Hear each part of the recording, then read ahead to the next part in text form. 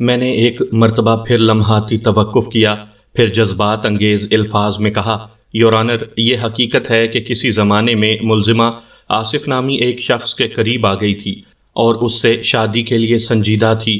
یہ اس کا ایک نارمل عمل اور ہمارا معاشرتی چلن ہے۔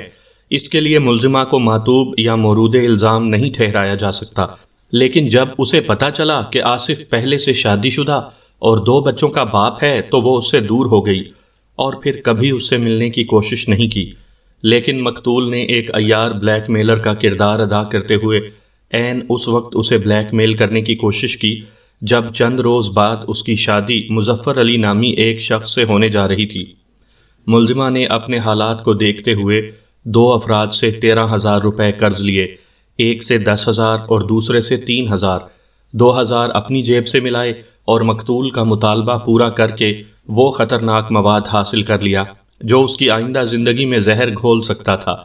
اگر ضرورت پیش آئی تو میں ان 2 افراد کو بھی معزز عدالت میں لا سکتا ہوں جن سے ملزمہ نے قرض لیا تھا۔ ان کے نام الترتیب کریم عبدالجبار اور اسما ہیں۔ وردہ نے مجھے اس بارے میں پوری تفصیل سے بتا دیا تھا۔ 10,000 روپے اس نے اپنے سابق باس کریم عبدالجبار سے لیے تھے اور 2 ماہ بعد لوٹانے کا وعدہ کیا تھا۔ 3,000 روپے اسما نامی اپنی ایک گہری سہیلی سے لیے تھے اور ان دونوں افراد کو اس نے اصل معاملے کی بھنک بھی نہیں لگنے دی تھی۔ وہ اس کی زندگی کا اتنا نازک پہلو تھا کہ قدم قدم پر اسے احتیاط کی ضرورت تھی۔ اس نے سوچا تھا فی الحال تو وہ خود ہی اس صورتحال سے نمٹے گی، بعد ازاں دیکھا جائے گا کیا ہوتا ہے اور کیا کیا جا سکتا ہے۔ جج نے میرے خاموش ہوتے ہی سوالیہ نظروں سے مجھے دیکھا اور پوچھا، بیگ صاحب، آپ انکوائری آفیسر سے کوئی اور سوال کرنا چاہتے ہیں یا استغاثہ کے گواہوں کے بیانات شروع کیے جائیں؟ مجھے اور کچھ نہیں پوچھنا جناب عالی، میں نے اپنے سر کو تعظیمی جنبش دیتے ہوئے کہا۔ تھوڑی ہی دیر کے بعد جج کی اجازت حاصل کر کے وکیل استغاثہ نے کٹہرے میں تحسین بابر کو کھڑا کر دیا۔ میں نے اس کیس کے تفتیشی افسر شمشاد علی سے خاصی لمبی چوڑی جرح کی تھی۔ دراصل کسی بھی تفتیشی افسر کی حیثیت استغاثہ کے ایک گواہ ایسی ہوتی ہے اور اسے انکوائری آفیسر کے طور پر ہر پیشی پر عدالت میں حاضر ہونا پڑتا ہے۔ میں نے اب انسپکٹر شمشاد علی سے جو کڑی جرح کی تھی اس کے نتیجے میں چند ایسے پوائنٹس نکل کر سامنے آئے تھے جو میری موکلہ کے حق میں جاتے تھے، لہٰذا میں اپنی کارکردگی سے پوری طرح مطمئن تھا۔ آیو سے ہونے والے سوال و جواب بڑے مفید ثابت ہونے والے تھے۔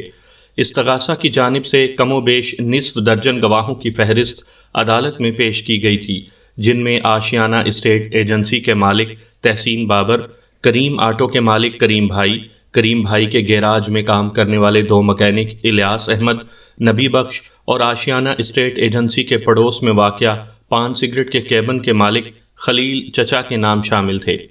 لیکن یہاں پر میں صرف انہی گواہوں کے بیانات اور ان پر ہونے والے جرح کا احوال پیش کروں گا جن کی اس کیس میں بہت زیادہ اہمیت ہے۔ تحسین بابر کی عمر 55 کے قریب ہوگی۔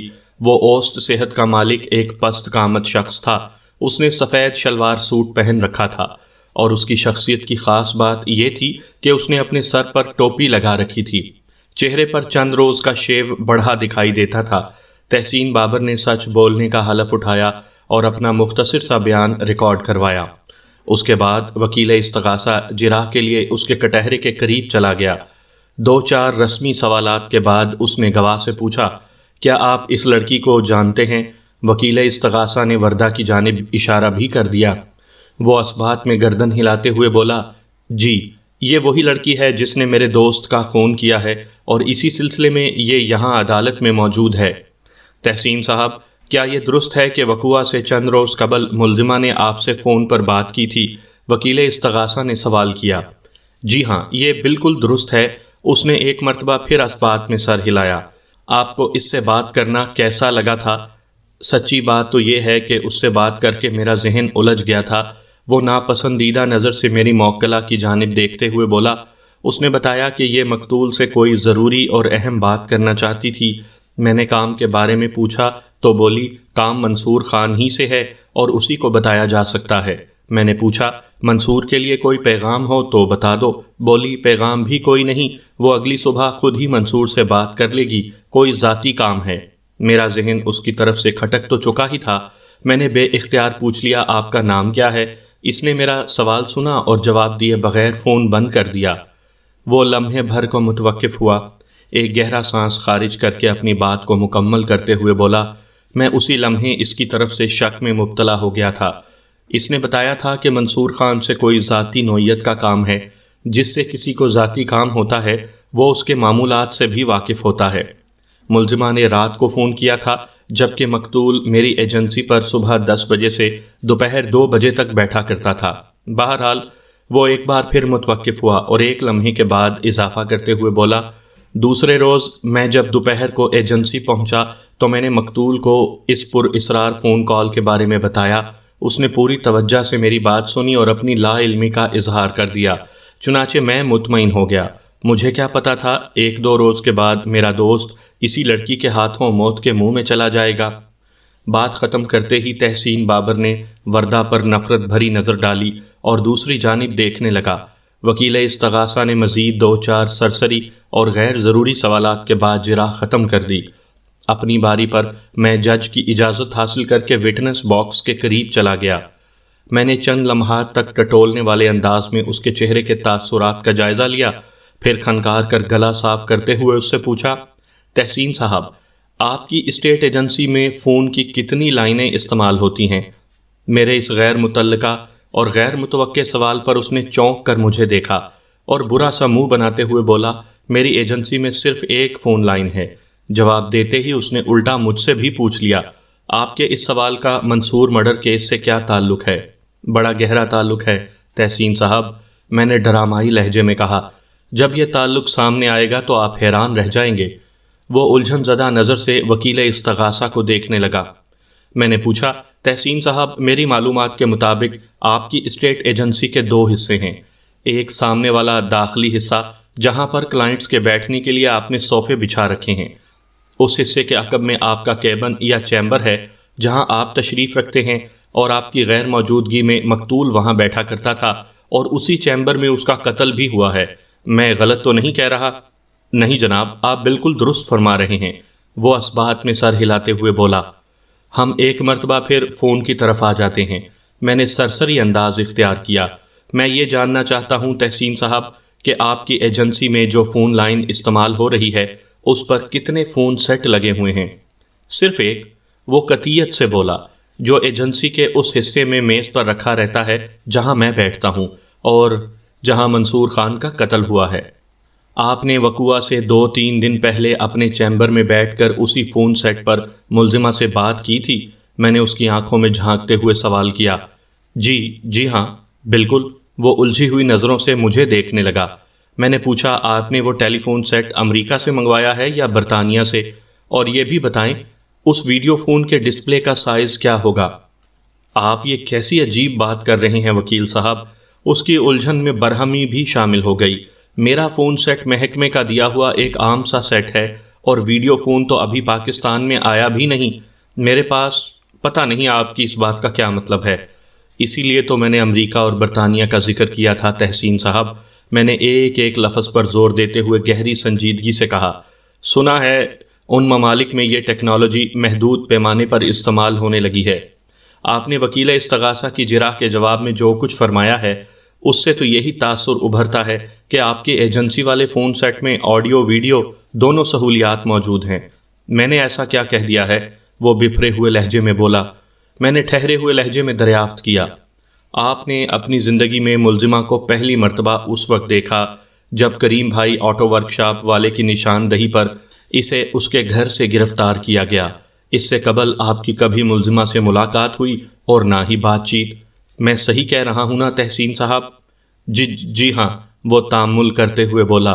اس کا مطلب تو یہ ہوا کہ آپ ملزمہ کو اس کی گرفتاری سے قبل بالکل نہیں جانتے تھے؟ میں نے بدستور گہری سنجیدگی سے کہا۔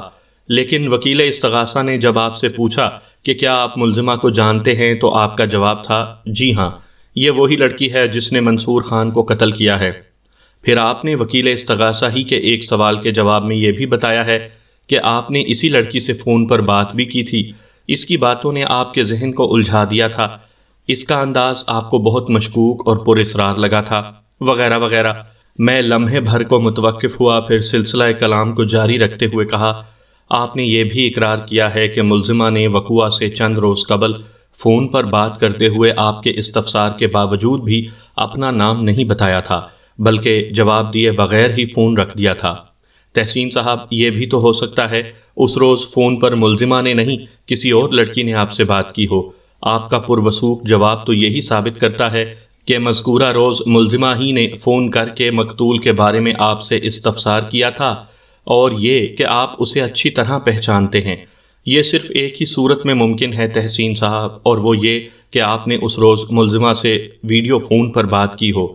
ویڈیو فون کا تو سوال ہی پیدا نہیں ہوتا، وہ بوکھلاہٹ آمیز انداز میں بولا۔ یہ بات میں نے اپنے اندازے کی بنا پر کہی تھی۔ اپنے اندازے کی بنا پر، یا پھر وکیل استغاثہ کے مشورے پر؟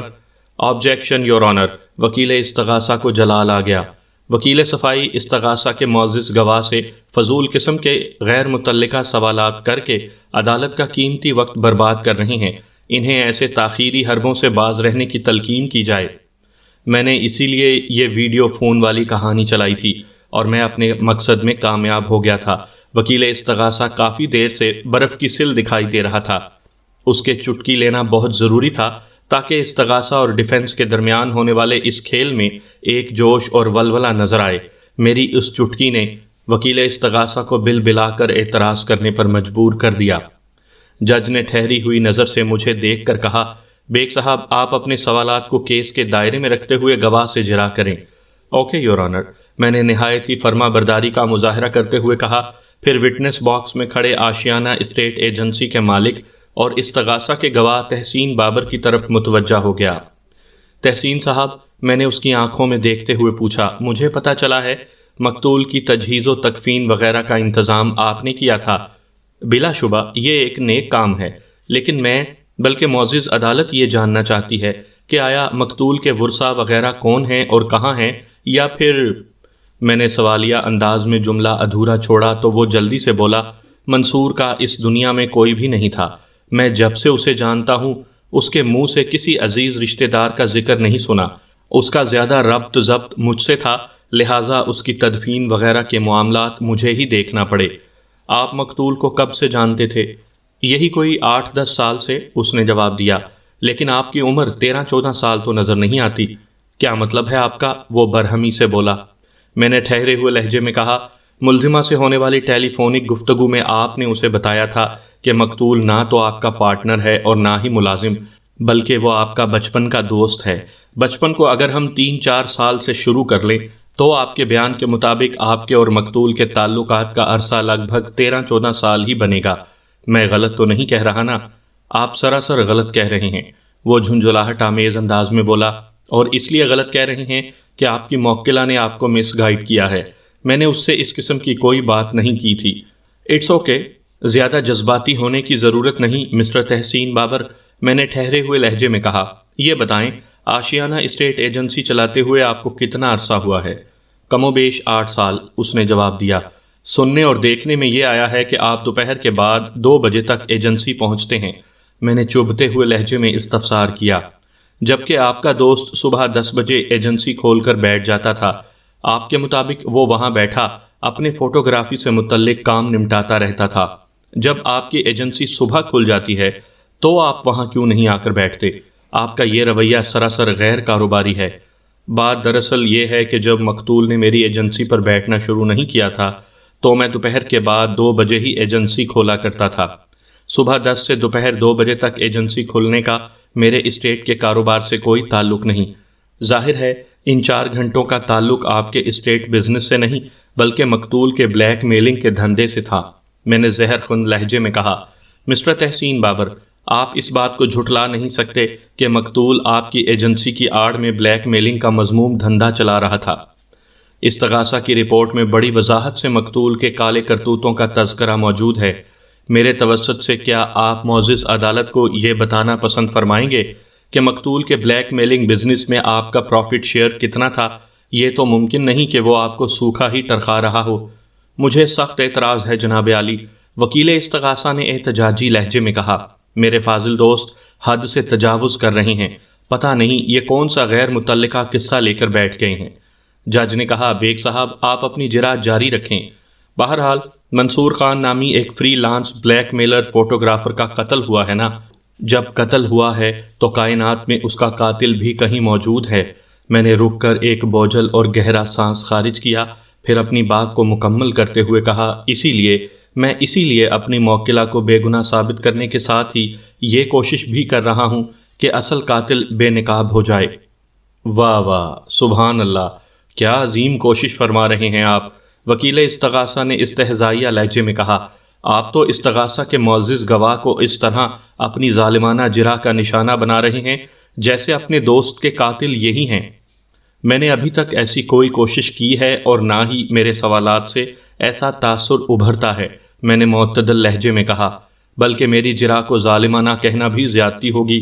میں تو محض مقتول کے قریبی ساتھی کو چیک کر رہا ہوں میرے فاضل دوست، اور اگر آپ بھی مقتول کے اتنے گہرے دوست ہوتے تو میں آپ سے بھی ایسے ہی کڑے سوالات کرتا۔ جج نے دیوار گیر کلاک کی جانب نگاہ اٹھائی، پھر مجھ سے پوچھا، بیگ صاحب آپ گواہ سے کوئی اور سوال کرنا چاہتے ہیں؟ عدالت کا مقررہ وقت ختم ہونے میں چند منٹ باقی تھے۔ میں نے جج کے استفسار کا اثبات میں جواب دیا اور وٹنس باکس میں کھڑے استغاثہ کے گواہ تحسین بابر کی طرف متوجہ ہوا۔ تحسین صاحب، آپ نے شروع میں میری جرح کے جواب میں بتایا تھا کہ جب مقتول آپ کی ایجنسی پر نہیں بیٹھا کرتا تھا تو ان دنوں آپ دوپہر 2 بجے ہی ایجنسی کھولا کرتے تھے، اور بعد میں بھی آپ 2 بجے سے پہلے ایجنسی پر نہیں آتے۔ اس کی کوئی خاص وجہ ہے؟ کیا دوپہر 2 بجے سے پہلے آپ کہیں اور مصروف ہوتے ہیں؟ وہ بات دراصل یہ ہے کہ وہ معاملے کو سنبھالتے ہوئے بولا، میں رات کو دیر تک جاگنے کا عادی ہوں، اس لیے صبح دیر تک سوتا بھی ہوں۔ 11-12 بجے تو میں ناشتہ کرتا ہوں، اس لیے صبح سے ایجنسی میں آ کر بیٹھ جانا میرے لیے ممکن نہیں ہے۔ اس سے تو یہ ثابت ہوتا ہے کہ آپ دوپہر سے پہلے گھر سے ہی نہیں نکلتے ہوں گے۔ جی ہاں، بالکل، وہ جلدی سے اثبات میں سر ہلاتے ہوئے بولا۔ مسٹر تحسین، اس وقت آپ ایک عدالت کے کٹہرے میں کھڑے ہیں، میں نے سنسناتے ہوئے لہجے میں کہا۔ یہ آپ کی اسٹیٹ ایجنسی نہیں جہاں آپ غلط بیانی، جھوٹ اور مکر و فریب سے جائیداد کی خرید و فروخت کے معاملات نمٹاتے رہیں گے۔ میرے کڑے انداز نے اسے ڈگمگا دیا۔ لڑکھڑاتی ہوئی آواز میں اس نے کہا، میں نے کون سا جھوٹ بولا ہے؟ میں یکلخت آپ سے تم پر اتر آیا تھا۔ کیا یہ سچ نہیں کہ تم ایک ایسے سرکاری محکمے میں بھی ملازمت کرتے ہو جو جائیداد کی خرید و فروخت اور دیگر متعلقہ دستاویزات کا ادارہ ہے؟ تم روزانہ صبح سرکاری ڈیوٹی پر جاتے ہو اور دوپہر کے بعد اپنی اسٹیٹ ایجنسی پر آ کر بیٹھتے ہو۔